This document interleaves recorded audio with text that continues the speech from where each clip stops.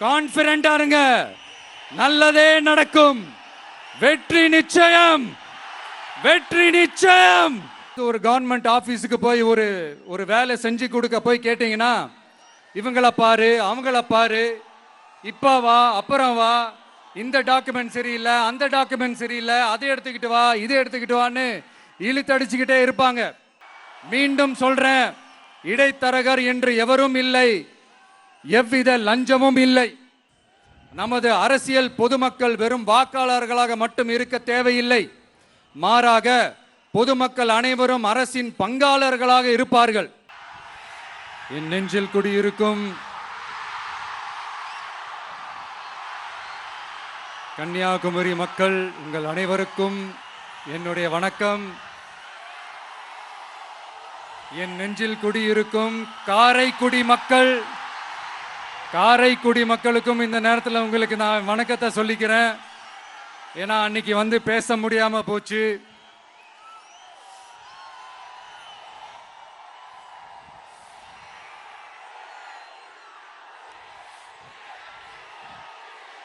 நம்ம கன்னியாகுமரி மண்ணுக்கு வந்தது ரொம்ப ரொம்ப சந்தோஷம். உங்க எல்லாரையும் சந்திக்கிறதுல ரொம்ப ரொம்ப சந்தோஷம். இந்த வெயில்ல இந்த வேர்வையில எனக்காக நீங்க வந்திருக்கிறீங்க.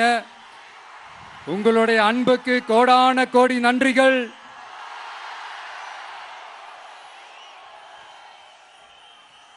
நான் ஒரு சில விஷயங்க நான் கொஞ்சம் அறிவிக்கலான் இருக்கேன்.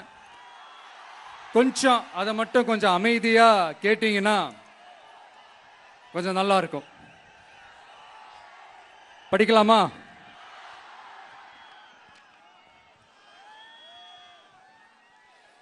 TVK's agenda for 21st century good governance.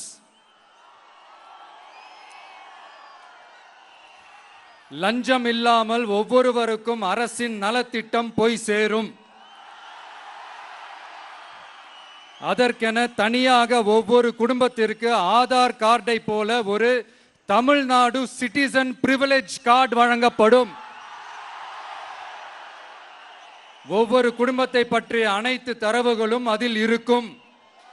பிறப்பில் இருந்தே ஒவ்வொரு மனிதனுக்கும் அவனுக்கு உரிய திட்ட பலன்கள் போய் சேரும். விண்ணப்பிக்க தேவையில்லை, லஞ்சம் கொடுத்து வேதனை அடைய தேவையில்லை. வீட்டு வாசலுக்கே அரசாங்கத்தின் நலத்திட்டங்கள் வந்து சேரும். AI உதவியுடன் இதற்கான தரவுகள் சாத்தியமாக்கப்படும். இது ஏதோ ஸ்டாலின் சார் விடுற கதை மாதிரி இல்ல.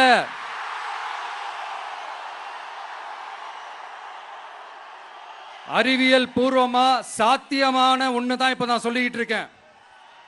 அதை நம்ம டிவிக்கு ஆட்சி உருவாக்கி காட்டும். அதாவது இதுவரைக்கும் இந்த கவர்மெண்ட் சிஸ்டத்துல இப்ப நீங்க ஏதாவது ஒரு கவர்மெண்ட் ஆபீஸுக்கு போய் ஒரு வேலை செஞ்சு கொடுக்க போய் கேட்டீங்கன்னா, இவங்கள பாரு அவங்கள பாரு, இப்ப வா அப்புறம் வா, இந்த டாக்குமெண்ட் சரியில்லை அந்த டாக்குமெண்ட் சரியில்லை, அதை எடுத்துக்கிட்டு வா இதை எடுத்துக்கிட்டு வான்னு இழுத்தடிச்சுக்கிட்டே இருப்பாங்க. அப்படிப்பட்ட இழுத்தடிக்கிறதுக்கு காரணம் வந்து டாக்குமெண்ட்ஸ் இல்ல, டப்பு டப்பு லஞ்சம். இப்படிப்பட்ட ஒரு சிஸ்டம் வந்து அதுக்கு பேர் குட் கவர்னன்ஸ் இல்ல, ஹராஸ்மெண்ட். அதுக்கு பேர் ஹராஸ்மெண்ட். இந்த டப்புலாம் வாங்குறாங்கல்ல, இது சம்பந்தப்பட்ட அந்த ஆபீசருக்கு மட்டுமே போறதில்ல, சம்பந்தப்பட்ட அந்த மினிஸ்டருக்கும் ஒரு கட்டு போகுது. அதனால முதல்ல இத க்ளோஸ் பண்ணணும், இத முறியடிக்கணும்.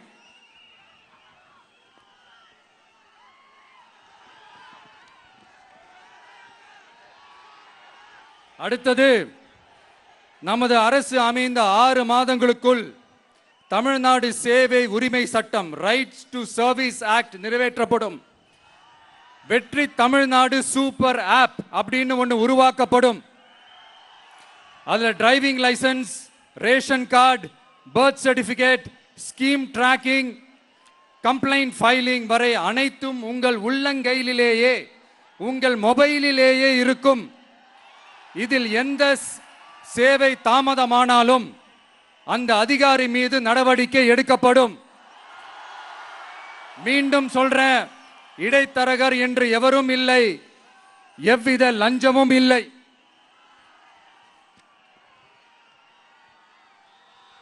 அடுத்தது, Tamil Nadu real time governance dashboard for accountable governance. இன்று தமிழ்நாடு அரசின் பட்ஜெட் வெறும் ஆவணமாக மட்டுமே நமக்கு தெரியும். அதில் ஒவ்வொரு திட்டத்திற்காகவும் ஒதுக்கப்படும் நிதி எங்கே சென்று சேருகிறது, யாரை சென்று சேர்கிறது, அதை பத்தி எதுவுமே நமக்கு தெரியாது. அது ஒரு சிதம்பரம் ரகசியம் போல ஸ்டாலின் சார் ரகசியமாகவே இருக்குது அது. ஆனா நாம அதை மாற்றுவோம்.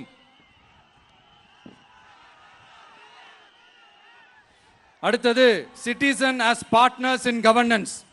நமது அரசியல் பொதுமக்கள் வெறும் வாக்காளர்களாக மட்டும் இருக்க தேவையில்லை. மாறாக பொதுமக்கள் அனைவரும் அரசின் பங்காளர்களாக இருப்பார்கள். மை வெற்றி தமிழ்நாடு .in என்ற இணையதளம் ஒன்று உருவாக்கப்படும். மாநிலத்தின் வளர்ச்சிக்கான யோசனைகளை பொதுமக்களும் முன்வைக்கலாம். கொள்கை முன்மொழிவுகளுக்கு வாக்களிக்கலாம். அரசு சேவைகளை மதிப்பிடலாம். நிதிநிலை அறிக்கை செலவினங்களை கண்காணிக்கலாம். மக்கள் அரங்கம் என்ற திட்டத்தின் மூலம் தமிழக வரலாற்றில் முதன்முறையாக குடிமக்கள் ஒரு முறையான டிஜிட்டல் தளம் மூலம் நேரடியாக சட்டமன்றத்தில் மனுக்களை சமர்ப்பிக்க முடியும். 10,000 சரிபார்க்கப்பட்ட கையொப்பங்களுடன் ஒரு மனு சமர்ப்பிக்கப்பட்டால் அதிகாரப்பூர்வ பதிலை அரசு அளிக்க வேண்டியது கட்டாயமாக்கப்படும். அடுத்தது, அதே மாதிரி 5 லட்சம் கையொப்பங்கள் கொண்ட மனு எனில் அது குறித்து தமிழக சட்டமன்றத்தில் கட்டாயமாக விவாதம் நடத்தப்படும். சட்டமன்ற கூட்டத்தொடரில் ஒரு முழு நாள் பொதுமக்கள் மனுக்களுக்கென்றே தனி நேரமாக ஒதுக்கப்படும். அடுத்தது, தமிழ்நாடு இந்தியாவின் செயற்கை நுண்ணறிவு மற்றும் டிஜிட்டல் தலைநகராக மாறும். AI and digital capital of India. 2035ஆம் ஆண்டுக்குள் செயற்கை நுண்ணறிவு இந்தியாவின் பொருளாதாரத்திற்கு 1.7 டிரில்லியன் அமெரிக்க டாலர் வரை சேர்க்கும் என்று மதிப்பிடப்பட்டுள்ளது. நமது பொறியியல் திறமையுடனும் நமது புலம்பெயர்ந்த சமூகத்துடனும் இந்த பொருளாதாரத்தை தனதாக்கிக் கொள்ளும் தனித்துவமான நிலையில் தமிழ்நாடு உள்ளது. ஆனால் இதை உலகளாவிய அளவில் நம்மை நேசிக்கும் தமிழர்கள் பலர் உள்ளதால் அவர்கள் துணையுடன் நமது செயல்பட்டால் மட்டுமே இது சாத்தியமாகும். தமிழ்நாட்டின் முதல் செயற்கை நுண்ணறிவு பல்கலைக்கழகத்தை ஏற்படுத்தி உலகளாவிய தொழில்நுட்ப நிறுவனங்கள் ஆராய்ச்சி ஆய்வகங்கள் மற்றும் புதுமையாளர்களை ஈர்க்கும் வகையில் செயற்கை நுண்ணறிவுக்கான உலகளாவிய மையமான AICTI TVK அரசு உருவாக்கும் முயற்சியில் நமது அரசு ஈடுபடும். மதுரை, கோயம்புத்தூர், சேலம் மற்றும் திருச்சியில் 1000 டீப் டெக் புத்தொழில் நிறுவனங்களுக்கு ஆதரவளிக்கும் வகையில் செயற்கை நுண்ணறிவு புத்தாக்க மையங்கள் அமைக்கப்படும். இதற்காக நமது TVK அரசு இந்தியாவின் முதல் செயற்கை நுண்ணறிவு அமைச்சகத்தை மினிஸ்ட்ரி ஆஃப் ஆர்டிபிஷியல் இன்டெலிஜென்ஸ் உருவாக்கும்.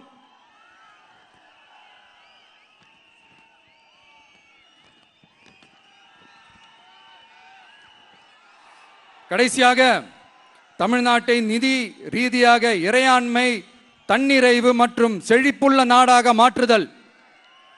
தமிழ்நாட்டுக்கு வருவாய் நன்றாக வருகிறது, ஆனால் அதைவிட அதிகமாக செலவிடப்படுகிறது. நமது மாநிலத்தின் கடன் 10.5 லட்சம் கோடியாக தாண்டியுள்ளது. கடந்த 70 ஆண்டுகளில் நாம் வாங்கியதை விட இந்த 5 ஆண்டுகளில் அதிகமாக கடன் வாங்கப்பட்டுள்ளது. நாம் இப்படியே தொடர்ந்து செல்ல முடியாது. வட்டிக்கு செலவிடப்படும் ஒவ்வொரு ரூபாயும் நம் பிள்ளையின் கல்வி, நம் குடும்பத்தின் மருத்துவம், நமது கிராம சாலை ஆகியவற்றிலிருந்து திருடப்பட்ட ஒரு ரூபாய்க்கு சமம். தமிழ்நாட்டை ஆண்ட ஒவ்வொரு கட்சியும் நம்மிடம் எங்களால் இதை சமாளிக்க முடியவில்லை என்றுதான் கூறியுள்ளது. ஆனால் உங்கள் TVKவின் பதில் மற்ற கட்சிகளிடம் இருந்து வேறுபட்டது. தமிழ்நாடு அரசால் தன் மக்களுக்கு சேவை செய்ய முடியாது என்பதை நாங்கள் ஏற்றுக்கொள்ள மாட்டோம். மக்களிடமிருந்து வரியாக ₹1 கூட கூடுதலாக பெறாமல் அதிக வருவாய் ஈட்டி முறையாகவும் குறைவாகவும் செலவிட்டு முற்றிலும் புதிய வருவாய் வரும் வழிகளை உருவாக்குவதே நமது இலக்காகவும் பதிலாகவும் இருக்கும். இப்படி ஒரு ஆட்சி நமக்கு வேணும் தானே? இதுவரைக்கும் நம்மளை ஏமாத்தின இந்த அனுபவசாலிங்க ஆட்சி போதும் தானே? ஏப்ரல் 23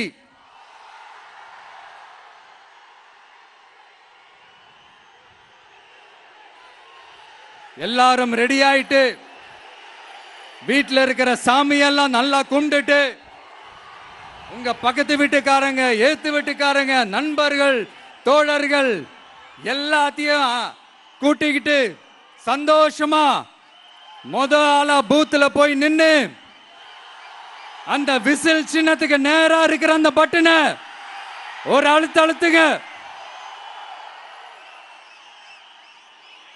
இது ஒரு தலைமுறைக்கான ஒரு தேர்தல், உங்களுக்கான தேர்தல்.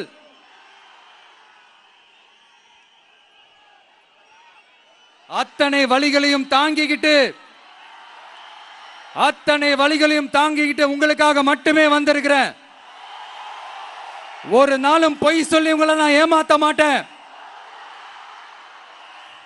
இந்த 4 முனை போட்டி, 40 முனை போட்டி, எத்தனை முனை போட்டி, எத்தனை உருட்டினாலும் இங்க 2 முனை போட்டி தான். ஒன்னு டிவிகே, இன்னொன்னு டிஎம்கே. மக்கள் விரோத ஆட்சி நடத்துற ஸ்டாலின் சார் வேணுமா? மக்களை நேசிக்கிற உங்க விஜய் வேணுமா? அவ்வளவுதான் இந்த தேர்தலே. அதனால உங்க பிள்ளைக்கு, உங்க அண்ணனுக்கு, உங்க தம்பிக்கு, உங்க மகனுக்கு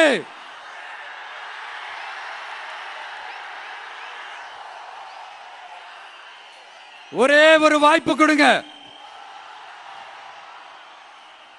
தயவு செஞ்சு விசில் சின்னத்துக்கு ஓட்டு போடுங்க. இது ஒரு விசில் புரட்சி தேர்தலா இருக்கணும்.